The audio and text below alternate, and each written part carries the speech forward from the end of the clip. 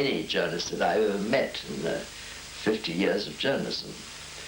And we used to wonder whether, in fact, the authorities hadn't got some kind of hold over him, because he so utterly played their game. But it didn't worry the New York Times, who featured his reports. When it came to the famine, the great famine in the Ukraine, brought about by collectivization, that was when his reporting was particularly disgraceful, because he denied that there was any famine. The Soviets actually grant Duranty permission to tour Ukraine unchaperoned. He reports in the Times that all talk of famine now is ridiculous. Yet documents from the British Foreign Office reveal that in private conversations at the British Embassy, Duranty said as many as 10 million people had died. When they were discussing the question of recognizing the Soviet Union, the United States government recognizing the Soviet Union, the articles of Duranty were considered as very valuable evidence on the side of recognition. Shortly after Soviet Foreign Minister Maxim Litvinov visits Washington in November 1933, the U.S. recognizes the Soviet government and enters agreements securing a balance of trade in favor of the United States. The following year, the Soviet cover-up achieves its ultimate success, a seat in the League of Nations. And this in spite of the fact Western governments knew all about the famine. The government of Weimar, the democratic government, was well aware of what was going on in the Soviet Union. But the attitude of the government was, I would say, you could call it passive.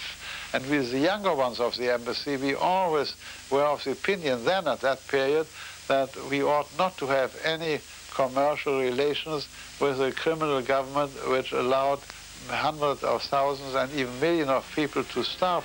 The government said we had already great unemployment in Germany, and if we stopped delivering manufactured goods to the Soviet Union, it would increase unemployment in Germany. That was the situation. Trade relations take precedence. The famine is regarded as a strictly internal Soviet affair. The Western governments make their peace with genocide. The communist writer Mykola Khviliov reacts to the destruction of his people by starvation, the mass arrests of his friends and party members by taking his life. The party strongman, Mykola Skripnik, is denounced as an enemy of the state. He, too, commits suicide. These suicides came to symbolically represent the end of an epoch in the history of Ukraine. Up to that time, we believed that a normal national development was possible, as they taught us, a culture socialist in content and national in form. Stalin ends the famine with a single decree.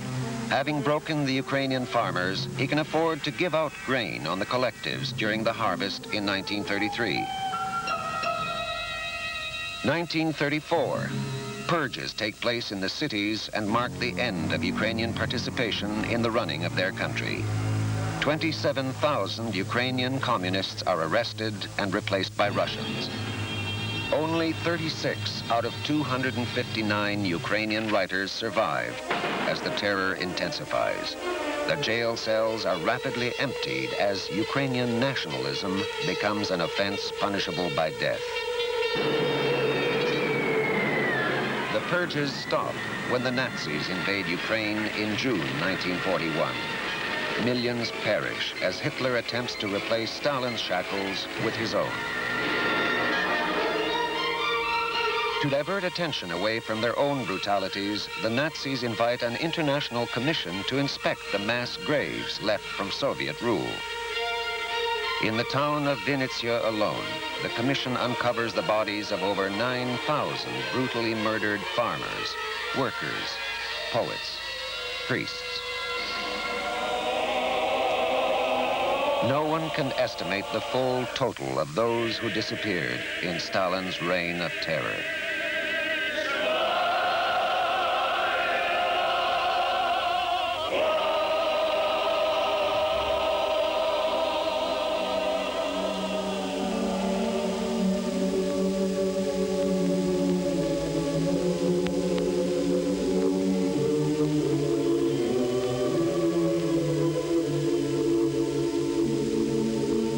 Ukraine's only crime was that she never adapted to wearing chains.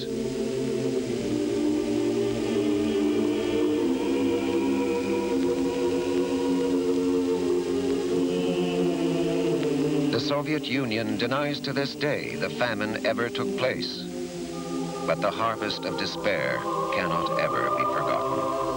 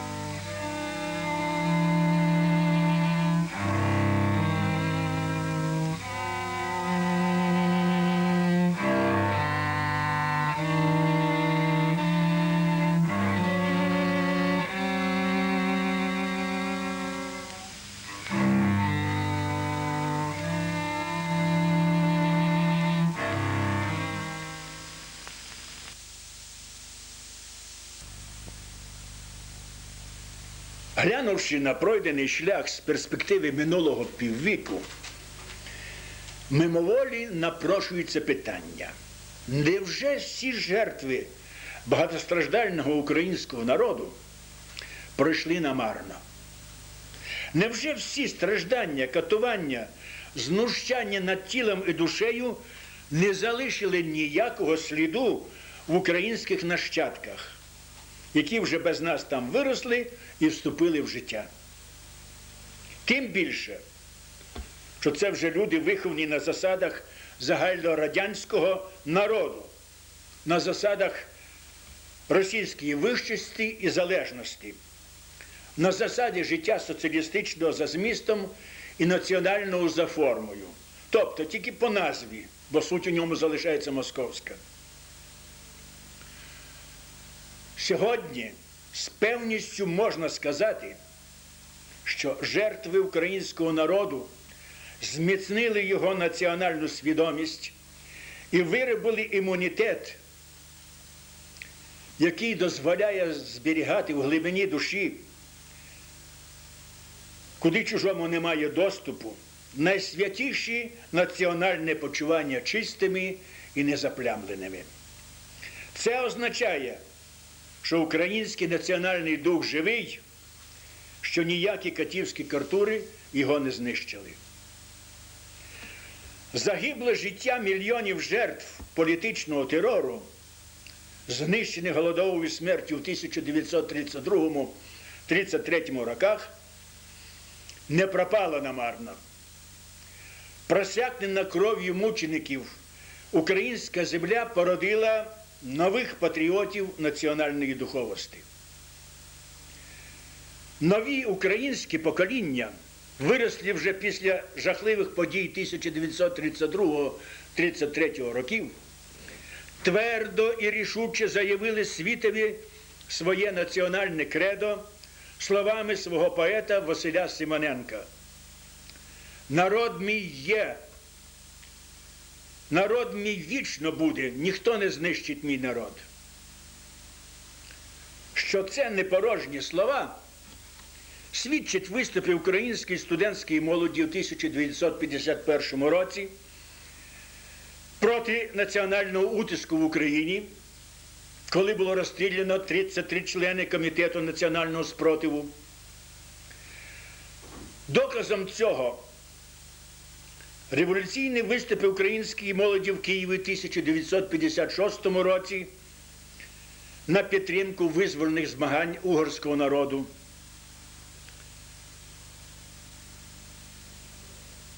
Доказом цього широке розповсюдження правозахисного руху, руху національно-політичних борців, руху вияву бойового духу, гарячих сердець, яким увірвався терпець, і вони сміливо йдуть проти рожна, рішуче вимагаючи правди і волі для свого народу.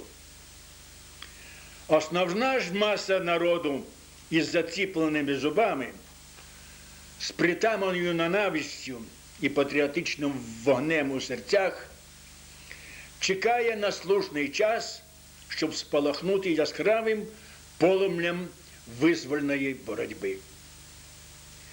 Від народу можна все забрати, витискати з нього піт і кров, та не можна чоботом стоптати до вітчизни сонячну любов.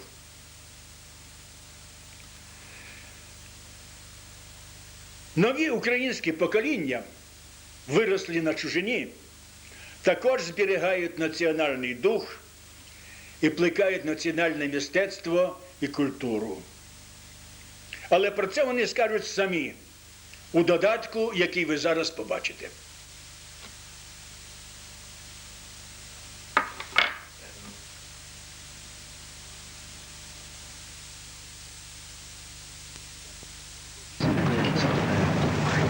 Hi. Hi. Vicky, Dave, I'd like you to meet Bogdan Martynenko. Sorry, what was the name? Bogdan Martynenko. What sort of name's that? It's Ukrainian. It's Russian, isn't it? No, it's Ukrainian. Ukrainian? What's that? Where is that? Янчику, подолянчику, поплинь, поплинь, по Дунайчику. Прочищи кучериці та чорники, ті крупичі, Янчику, подолянчику, поплинь, поплинь, по Дунайчику. So where and what is Ukraine? Ukraine is located in southeastern Europe, directly north of the Black Sea. It is one of the 15 constituent Soviet republics of the USSR. Ukraine is situated in an important position between the Russian SFSR, itself a federation, and the various satellite countries of Eastern Europe. It occupies an area of 234,000 square miles, which makes it larger than any European country, excluding Russia. Many people often confuse Russia with the USSR, otherwise known as the Soviet Union. In fact, the Russians account for just over half the total population of the Soviet Union.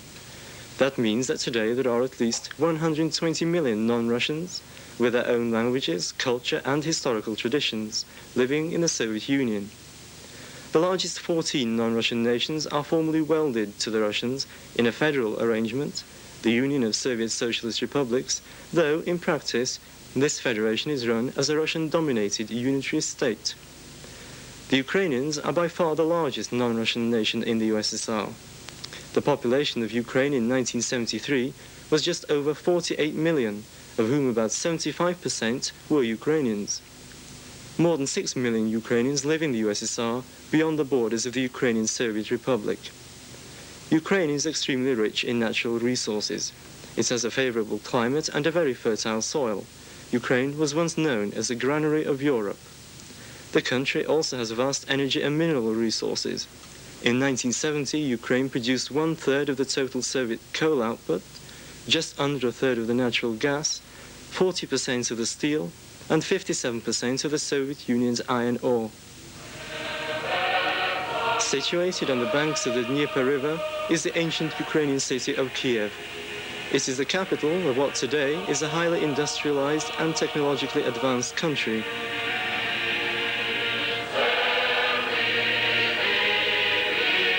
If nature has endowed their country with abundant natural wealth, history has certainly not been as kind to the Ukrainians. Located in an area which for centuries was regarded as the border between Europe and Asia, this land has attracted all manner of invaders, conquerors and empire builders: Mongols, Poles, Turks, Austrians, Germans and Russians. The history of the Ukrainians has been an almost continuous story of resistance against foreign domination, a struggle for national survival, often in seemingly hopeless conditions. Their alien rulers, on occasions, would simply deny their existence as a distinct nation, or contemptuously refer to them as Little Russians or Little Poles. Although one of Europe's forgotten peoples in more recent times, the Ukrainians' history may be traced continuously from the medieval state of Kievan Rus. In 10 years' time, in 1988, Ukrainians all over the world will be celebrating 1,000 years of Christianity, which was introduced into Kiev by Volodymyr the Great. In the 17th century, at the same time as Oliver Cromwell was fighting for parliamentary rights and privileges, the Ukrainian Cossacks had defeated the Polish monarchy and were consolidating their state according to republican and democratic principles. At the turn of this century, the territory populated by Ukrainians had been divided for over 100 years, the western part having gone to Austria-Hungary. The larger Russian-ruled part had suffered the harsh policies of Tsarist autocracy, including prohibition of the Ukrainian language. But in both parts, repression had encouraged the process of national regeneration, which was spurred on by the fiery words of the great national poet Taras Shevchenko. In 1917, when Tsarist autocracy disintegrated, the Ukrainians ambitiously seized the opportunity to solve, at one stroke, the two long-standing inseparable problems of national oppression and social and economic exploitation. In March, a government was formed in Kiev, the Ukrainian Central Rada, and on January the 22nd, 1918, independence was declared. But the granary of Europe was in great demand, and by the end of 1919, Bolshevik Russian troops had reconquered 4/5 of Ukraine. The remaining western part was taken by Poland. Under Soviet rule, despite an initial period in the 20s, when they were allowed some cultural concessions, the Ukrainians suffered the largest catastrophe in their history since the Mongol invasion. During Stalin's collectivization drive in the early 30s, at least 6 million Ukrainians starved to death in the largest artificial famine ever known. Over the next few years, hundreds of thousands more were liquidated during the Great Purges. When the Second World War began, it was not surprising that there was so little love for Soviet rule amongst Ukrainians. Many of them hoped the war would provide the opportunity to restore Ukrainian independence. The Germans, however, treated Ukraine as a colony and its inhabitants as a subservient race. More than 2 million Ukrainians were taken away for forced labor. Meanwhile, the UPA, a Ukrainian underground army, arose. In action originally against the Germans, the UPA was to continue the fight for Ukrainian independence against the Russians until the end of the 1940s. At the end of the Second World War, there were some 2 million Ukrainians in Germany. After attempts to forcibly repatriate them had been abandoned, they were given up the opportunity of remaining in the West. Many of them went to North America. Some 40,000 Ukrainians stayed in this country. It's important to understand from the very start that Ukrainians regard themselves as political refugees who could not return home because of the prevailing oppressive conditions there. The hope in a brighter and better future for their homeland has conditioned the nature of community life in this country over the past 30 years. And coming to Britain, most of them were either in their teens or early 20s. They experienced a total culture shock. Coming from predominantly agricultural backgrounds, they had to make their way as alien members of Britain's industrial workforce. These conditions naturally encouraged them to draw together, and over the years, they managed to build up a well-organized and close-knit community. The Association of Ukrainians in Great Britain remains our largest and most important organization, though there is a smaller organization, the Federation of Ukrainians in Great Britain. Many other organizations were established to cater for the needs of particular sections of the community. For example, women's organizations, youth organizations, and many others. Ukrainian community life revolves around two main focal points, the community centers and the churches. There are over 50 such community centres distributed from Dundee to London, with a large concentration in Greater Manchester and West Yorkshire. As far as religion is concerned, most Ukrainians belong to either the Ukrainian Catholic Church or the Ukrainian Orthodox Church. In the 30 years, the Ukrainian community has managed to found a nursing home for the disabled, 2 old age pensioners' homes, 2 summer youth camps, one in North Wales, one in Derbyshire, a Ukraine cooperative, several self-enterprising businesses. We have decided to take a look at the events which take place inside of a large Ukrainian community, in this case Manchester's. With Walter Eaton Jones accompanying, Yaroslav Bobuniak is conducting the girls' choir Trembita.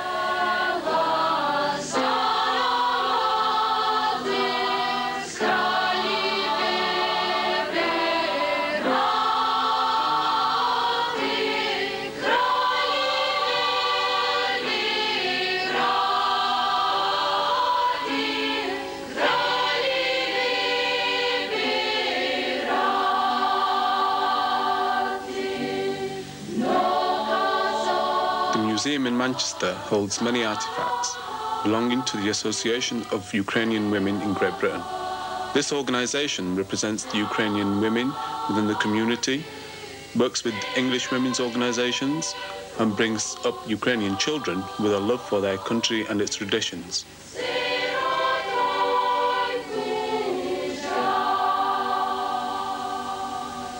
Прикметник є змінна частина мови. Nearly every community center has a Ukrainian Saturday school. Here the children are taught to read and write Ukrainian, as well as the basics of Ukrainian history, literature and geography. Наприклад, ми візьмемо олівець. Олівець є чоловік. The male voice choir Homin, conducted by Yaroslav Bobuniak, again accompanied by Walter Eaton Jones, has a long tradition of good quality singing.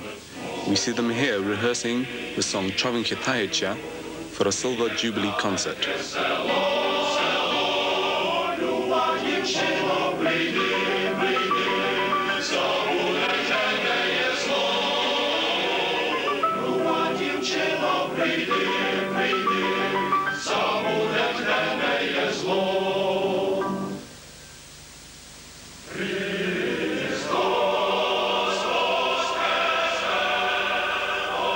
Most Ukrainians are churchgoers.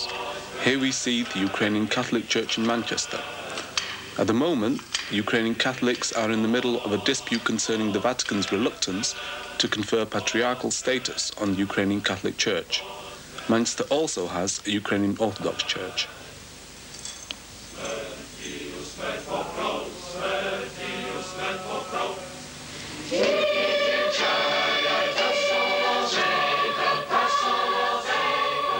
The Ukrainian Youth Association in Manchester has a mixed choir called Rusalka Dnistrova, which is conducted by Stefan Huňka.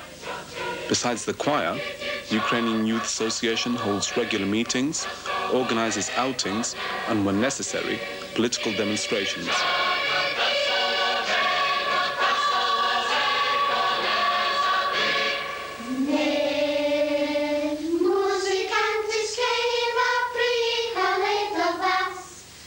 PLAST, the Ukrainian Scout organization, gives its young members not only the principles of World Scouting, but also emphasizes the Ukrainian language, culture, and traditions.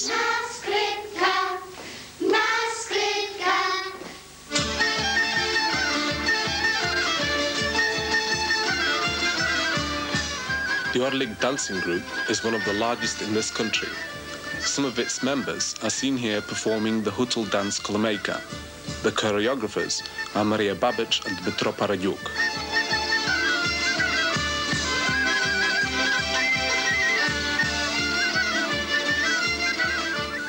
Orlik has participated in many national and international festivals with considerable success.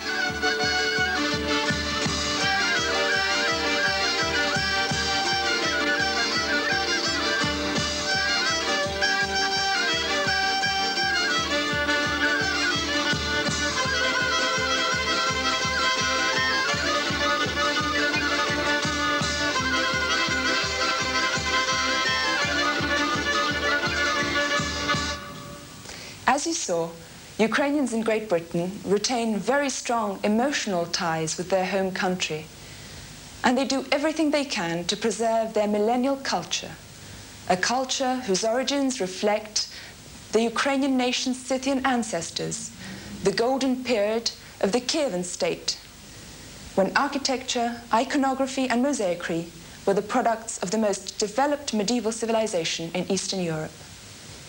The 12th century epic poem about Prince Ihor's campaign against the Polovtsians is one of the first written works in a literature which bore, in the 19th century, Taras Shevchenko, and later Franco and Ukrainka. A considerable contribution to world culture has been made by such Ukrainians as the 18th century composer Bortnyansky, the writer and cinematographer Dovzhenko, the sculptor Archipenko. Ukraine, especially in Kiev and Lviv, has a strong tradition of opera and ballet. The towns always fostered learning and the fine arts. The villages also played a great part in cultural development. It is in the villages, among the golden wheat fields of Ukraine, that the rich and varied folk arts arose. The Ukrainian village people's strong aesthetic sense, cultivated throughout thousands of years, has made them transform the most utilitarian of objects into works of art.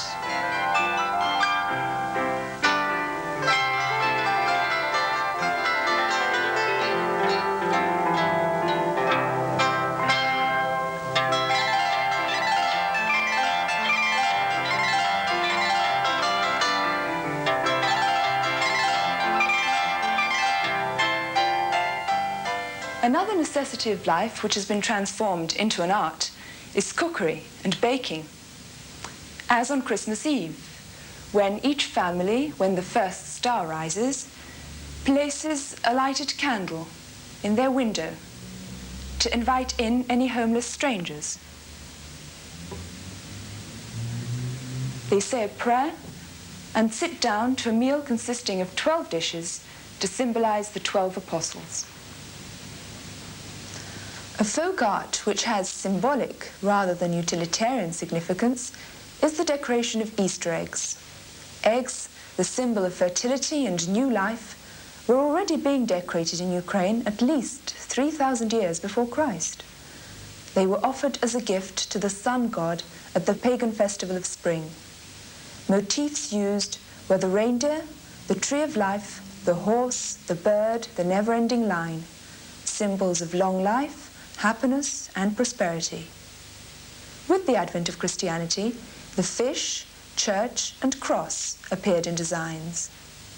As used to be done in the villages, Ukrainians in Great Britain decorate these eggs, pisanke, during Lent, and on Easter Sunday take them to church to be blessed, together with the Easter basket containing a special bread, paska, sausage, butter, cheese, and horseradish. Music is a very important part of Ukrainian folk art. Ukrainians love singing, and they have a wide variety of folk songs. Even very small villages had their own folk choirs, and Ukrainians in Great Britain carry on this tradition. There are many choirs composed of both young and older Ukrainians who bring the sad and cheerful sounds of village life, the birds, the streams, the rustling trees, to Ukrainians in this country.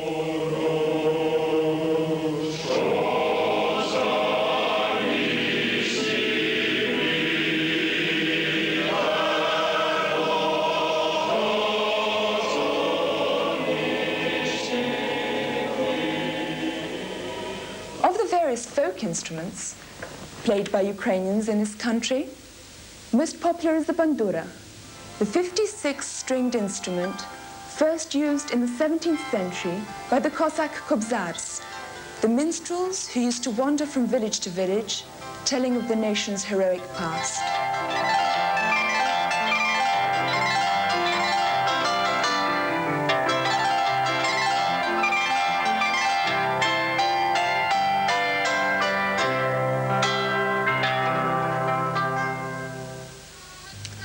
Another form of folk art, which is carefully preserved and developed, almost exclusively among the young, is dancing. There are many groups, large and small, all over Britain. It is the desire of most young Ukrainians to possess their own national costume, an outward symbol of their belonging to the Ukrainian community. This may be, as on the right, the popular costume from Kyiv, or, in the center, the dress from Poltava, and the girl on the left is wearing the beautifully embroidered Hutsal costume, reflecting the greens, oranges, and yellows of the Carpathian Mountains. And here you see two others. On the right, the dark, elegant costume of Ternopil in western Ukraine, with the sleeves heavily embroidered, and finally, the cheerful dress from Yavoriu in the Lviv region. Young Ukrainians born in Great Britain have a strong wish to preserve their culture and practice the folk arts whenever they can. Also, using traditional frameworks, they create new forms of Ukrainian art, music, and dress. In present-day Ukraine, however, the Soviet authorities use both subtle and brutal means to suppress the culture. Not only is Russification a government policy, historical and cultural monuments, and especially churches, are physically destroyed, as described by imprisoned poet Ihor Kalinets. The eternal rafters were creaking, the beams were flying like feathers, they were ruining a wooden miracle of human labor and faith. And engraved on the gentle mountains, the domes were swaying their last. They died undaunted and proud, as died the last of a race. And the icons sought final shelter among the surrounding weeds, and a Hutsal Madonna was weeping in her shattered frame.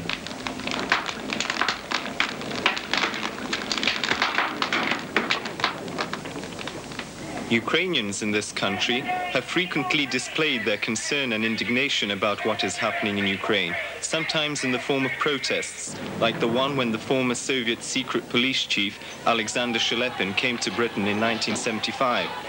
They are deeply concerned not only by the flagrant and widespread violation of human and national rights in Ukraine, but also by the Soviet policy of Russification, that is, the denationalization of the non-Russian nations of the USSR and their assimilation into the dominant Russian culture. Following the death of Stalin, a brief period of relaxation in the nationality sphere made possible a remarkable revival in the cultural and public life of Ukraine. It was spearheaded by the courageous generation of the 60s, composed mainly of young literary intellectuals, who boldly opposed Khrushchev's decision to step up once again the policy of Russification. A wave of arrests in 1965 not only failed to silence dissenters in Ukraine, but actually precipitated the emergence of a Ukrainian human and national rights movement. In 1970, the young Ukrainian historian Valentyn Moroz received a draconian 14-year sentence for his powerful protest writings. At the beginning of 1972, the KGB launched a massive crackdown in Ukraine, which was designed to crush the growing national assertiveness of the Ukrainians. Purges affected every sector of Ukrainian life, and even Petro Sheles, the party boss in Ukraine, was removed from his post.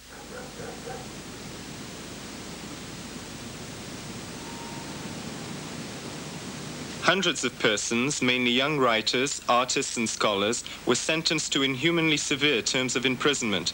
The most talented and courageous representatives of an entire generation are now in labor camps, prisons and psychiatric hospitals. We asked Peter Redaway, an authority on Soviet affairs, about the importance of the Ukrainian problem. I think of all the many different forms of dissent in the Soviet Union that have developed in the last 15 years or so, the national minority dissent is what worries the authorities more than anything else. The strongest movements have been in the Ukraine and Lithuania, with important but less powerful movements in Latvia, Estonia, Georgia, Armenia, and a few others. The seriousness of the Ukrainian problem relates, I think, to the fact that the Ukraine is economically so important to the Soviet Union, and that if a strong national movement was able to express itself, secessionist tendencies might develop and the Ukraine might eventually secede from the Union. So the KGB has cracked down very, very hard in the mid-60s and again in 1972, suppressing virtually all forms of national Ukrainian dissent. And I think they put it at the very top of their priorities in dealing with discontent and dissent. Today, conditions in Ukraine remain extremely oppressive. The most recent example concerns the 1975 Helsinki Agreement, which included provisions about human rights. As in other parts of the Soviet Union, a group to monitor the Soviet government's observance of this international agreement was set up in Ukraine at the beginning of 1977. Though the Soviet government is a signatory of the Helsinki Final Act, it has responded by imprisoning at least 6 members of this small group. In June 1977, the Ukrainian Helsinki Group's chairman, the well-known writer Mykola Rudenko, received a sentence of 12 years. His colleague, the teacher, Aleksa Tichy, was sentenced to a staggering total of 15 years. A couple of weeks ago, another 2 members of this group were both given 12-year sentences. Very recently, a wider movement in defense of workers' rights in the USSR has emerged, headed by Volodymyr Khlebanov and other Ukrainians. The Soviet attitude towards the Ukrainian problem can be seen in this Tonight interview of last year with one of the editors of Pravda. There are all kinds of things happening in the Soviet Union which simply do not appear in Pravda. For instance, at the moment, there are 2 members of the Ukrainian Helsinki Committee who are being tried on charges of anti-Soviet activity. Why is this trial not reported in the Soviet press? Хорошо, что это вас, если это вас интересует, это ваше личное дело. Fine. If that's what you're interested in, it's your affair. Но что касается всей судебной деятельности в Советском Союзе. But as far as the legal activities of the entire Soviet Union are concerned, well, of course, we can't report every single case or every trial. Потому что это, естественно, точно так же, как в английской прессе не сообщается, наверное, о всей деятельности английских судеб. It's natural. Just as the English press probably doesn't print accounts of every single action by the British legal authorities or organs. Если же вы имеете в виду людей, которых... But if you're talking about people that the Western, the bourgeois press makes out to be martyrs, well, those people, we've got a word for them here, malcontents. They represent no one, and their activities don't interest our readers either. Их деятельность тоже не интересует наших читателей. But if, for instance, there were a group of people who were arguing the case for, say, a separatist movement in the Ukraine, in which newspaper in the Soviet Union could they express their views? У нас нет таких групп. We don't have any such groups. If there were such a group. А если марсиане высадятся в Англии? And if the Martians landed in England? И треножники пойдут на Лондон, что тогда? And if Triffids marched on London, what then? Behind the facade of a federal structure, the USSR remains a vast Russian empire. The constitutional rights of the non-Russian republics exist only on paper. All important decisions are made in Moscow. Even though Soviet Ukraine has its own seat at the United Nations, foreign diplomats and journalists are not allowed to work in this republic. Any complaints about the denial of basic civil liberties, Russification, and national discrimination are answered with repression. The Soviet authorities have not only made Russification state policy at home, they also skillfully encourage the erroneous belief abroad that Russia and the Soviet Union are one and the same thing. Unfortunately, they are aided in this by frequent slack reporting, outright carelessness, or ignorance, as in this example concerning the Ukrainian sprinter Bortsov, which has resulted in the virtual acceptance by the British press and television as conventional practice that for the Soviet Union or USSR, read Russia. By doing so, the British media effectively denies the existence of the non-Russian nations that make up the USSR: the Ukrainians, Lithuanians, Georgians, Uzbeks, Armenians, and many, many others. We would like to finish the program with a plea that was made in a recent letter to the Times by a courageous and honest Russian, Vladimir Bokovskyj, who himself spent 12 years in Soviet prisons for his human rights activity. Bokovskyj concluded his letter with the following words: "Considering that many of those currently imprisoned in the USSR were persecuted for defending their national cultures and languages, the least that can be done in the West is to ensure that the difference between Russia proper and the Soviet Union is understood, and that the two terms are not used interchangeably." Hi, what's your name? Bohdanka Shklerenko. What? Bohdanka Shklerenko. What kind of a name is that? It's Ukrainian. What? It's Ukrainian.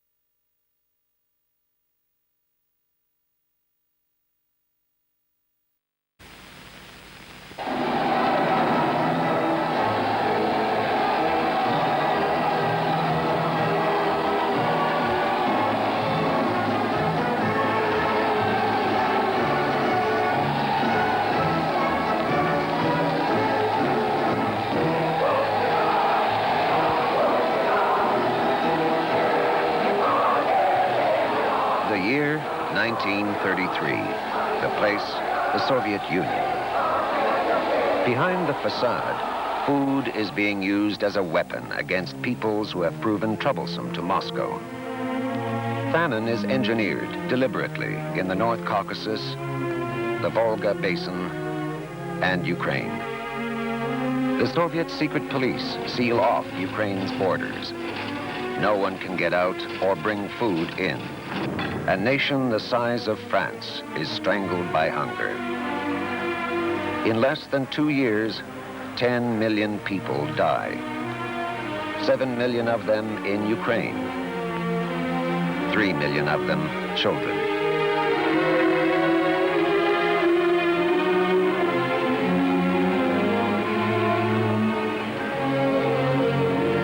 This is the most terrible thing I've ever seen.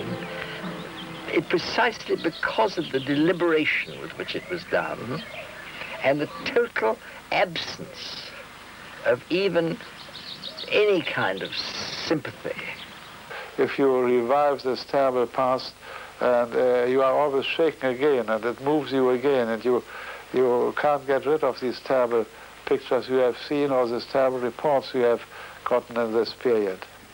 Nearest city was 40 miles, so I walked about once a week or so to that city. I could buy for my salary 2 loaves of bread a month. So that's only how we could survive. But the peasants were dying. This was the first time in my life that I saw people dying. And of course it was very hard.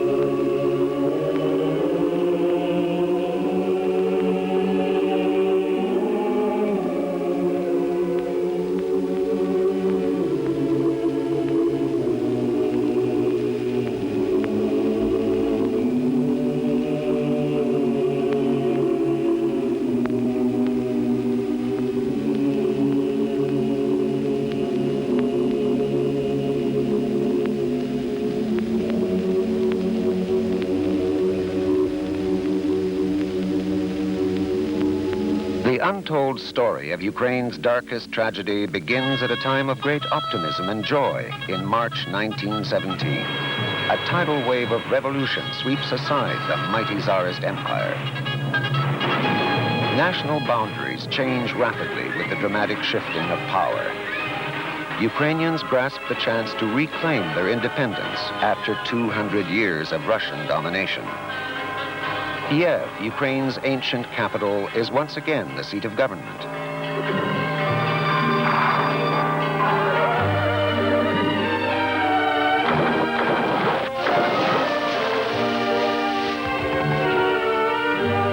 Ukraine's rich and fertile land has supplied Europe with grain for countless generations. Even the ancient Greeks depended on her abundant stores of wheat. History has taught Ukraine that freedom has a price. The people prepare to defend their national republic against all invaders. December 1917. Having consolidated Bolshevik control in Russia, Lenin prepares to reclaim the former Tsarist territories.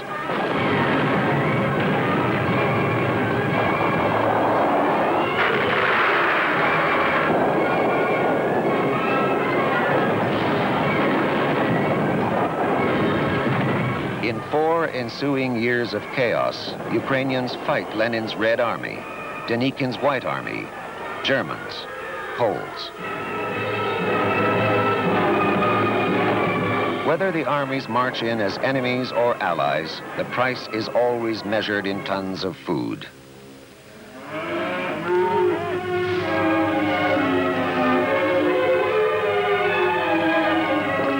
This bountiful country is slowly bled dry. 1921, the dust of battle finally settles. Russia has retaken the major part of the country. Western Ukraine is carved up between Poland, Romania, and Czechoslovakia. The Soviet conquerors ship out more and more grain to feed Moscow.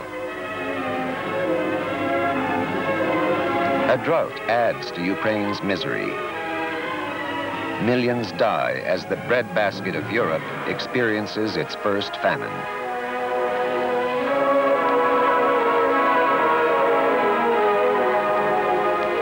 Yet this is but a preview of the tragedy to follow.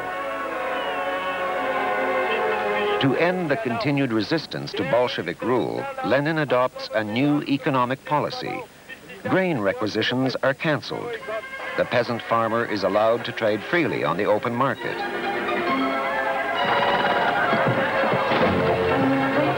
The impact on Ukraine is dynamic.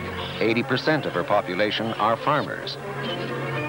Hoping to win further support, Lenin tolerates the national revival which has been gathering momentum since the 1917 revolution in Kiev.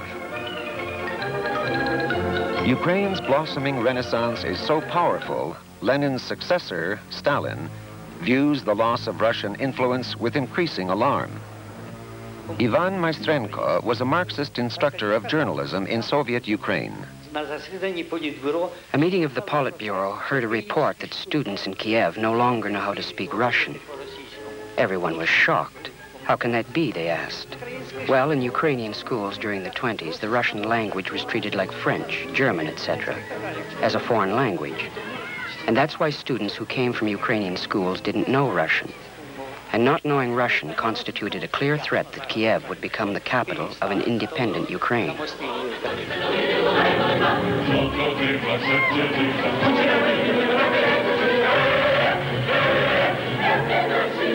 Thousands of Ukrainian language parishes spring up across the country. For the first time since the 17th century, the Ukrainian Orthodox Church reestablishes its independence from the Moscow Patriarchate.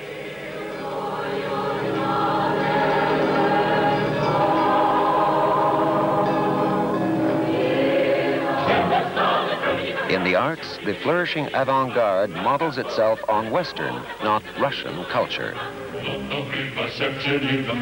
Literary circles abound. Writers and poets develop a uniquely Ukrainian literature. Ukraine's leading communist writer, Mykola Khviliovey, elaborates on the dangerous slogan, "Away from Moscow." Even the leader of the Ukrainian Communist Party, Mykola Skripnik, sees the USSR as a kind of League of Nations and argues for greater cultural and political autonomy to win Ukrainians over to communism.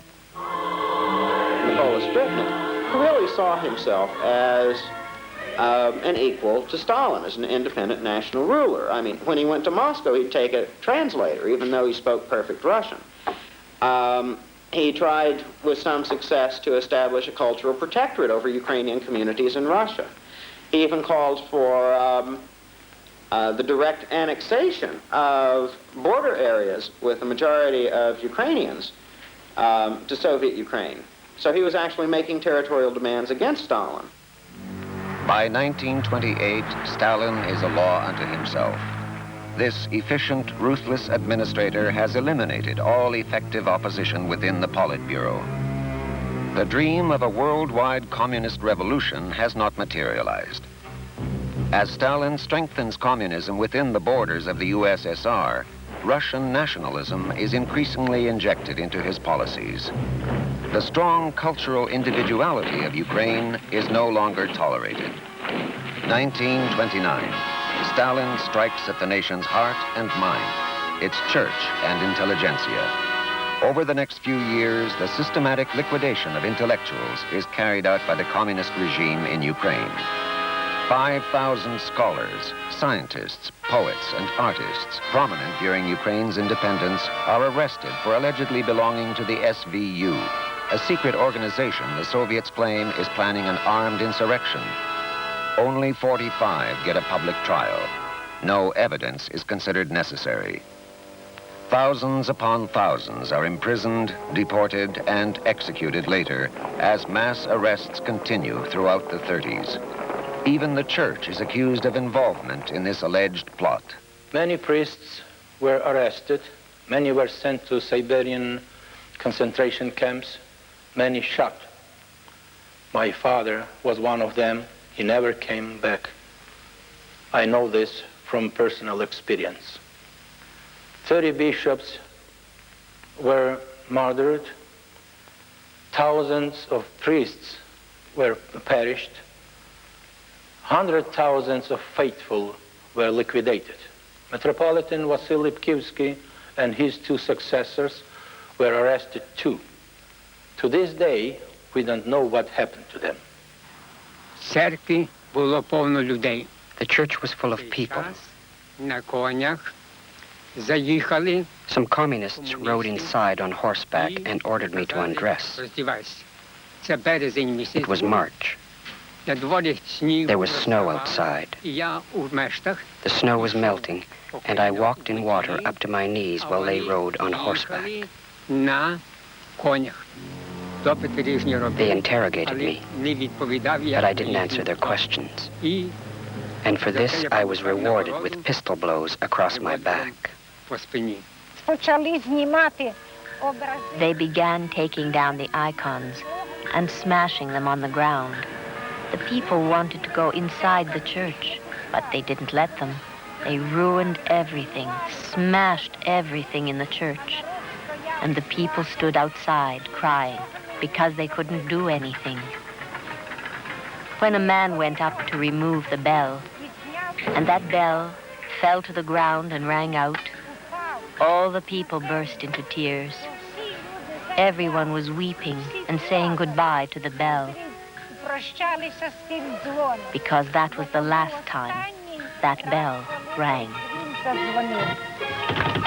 By 1930, only the Russian Orthodox Church remains.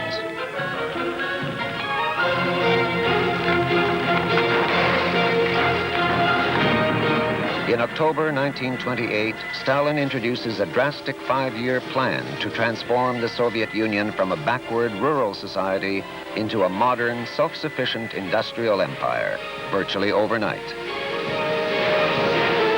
Military defense takes priority. Socialism must be protected from all future enemies. Western technology is urgently needed. To pay for it, Stalin must seize the only exportable resource, grain. And so he decrees the compulsory collectivization of agriculture. Henceforth, all private lands, livestock, and farming implements will belong to the state. The farmer will work as a laborer for pay, like a worker in a factory. One of the intriguing elements in the Ukraine was that it brought together both the peasant question and the nationality question in a way that was somewhat different than in other areas. Because in the Ukraine, Ukrainians tended to concentrate in rural areas, and in the city areas, particularly in the eastern Ukraine, it was Russian and Jewish populations that dominated. So that any policies that the Bolsheviks adopted toward the peasants had an obvious impact on Ukrainians very directly. With the destruction of the intellectuals and the church well underway, collectivization allows Stalin to break the farmers, the backbone of the nation. Anticipating fierce resistance, he orders the liquidation of the kulaks as a class. Kulak is a Bolshevik label for the wealthier farmers who own 24 acres of land or hire labor. They are considered the potential leaders in any revolt. The state confiscates not only the lands of the farmers, classified as kulaks, but also all their possessions. It is forbidden by law to assist these enemies of the people. Miroslava Vudka was 7 when her father was exiled. She never saw him again. In the winter of 1931, they came to evict us from our house. Activists, a group of people, if they could be called people, came into the house and looked over everything and made us very frightened. Then they said, "Get out. This isn't your house anymore." But Mother wouldn't leave. "At least let us spend the rest of the winter here," she begged. "Where can I go with these children and old people?" The men picked her up and threw her outside. A militiaman or activist stood in the doorway as a guard. Mother shouted to us, "Children, don't leave the house." There were tears and screams. It was frightening. We grabbed hold of the benches in the house, screaming and refusing to let go. Then the men began to take us out one by one. They would throw one of us outside and then another. Thus, they threw us out of the house, one by one, all 6 of us. A courageous neighbor risked deportation to give her family shelter. Some farmers burn their crops, kill their livestock, and flee to the cities. But over the next 3 years, 1 million men, women, and children are rounded up, jammed into sealed boxcars, and shipped off to the remotest corners of the Soviet Union.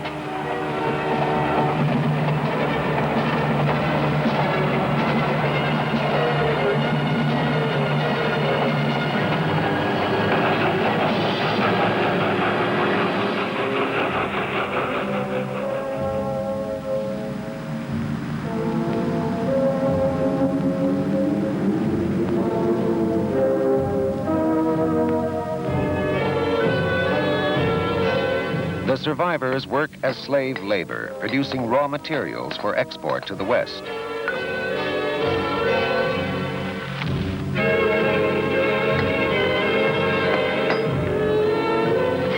This is the end of the line for many of the best farmers and cultural and religious leaders of Ukraine.